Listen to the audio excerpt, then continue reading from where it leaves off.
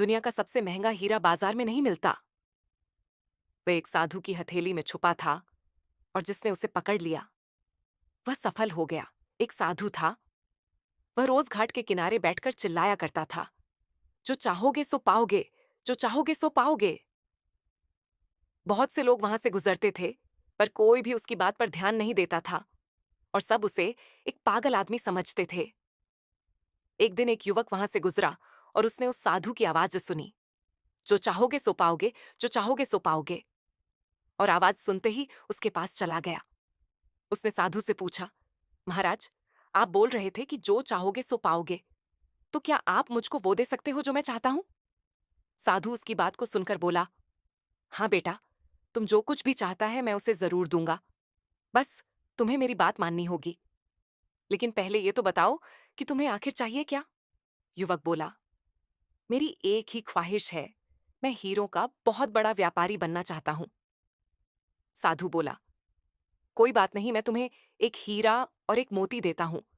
उससे तुम जितने भी हीरे मोती बनाना चाहोगे बना पाओगे।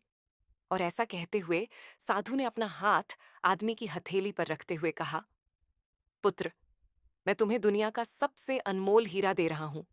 लोग इसे समय कहते हैं। इसे तेजी से अपनी मुट्ठी में पकड़ लो और इसे कभी मत गंवाना।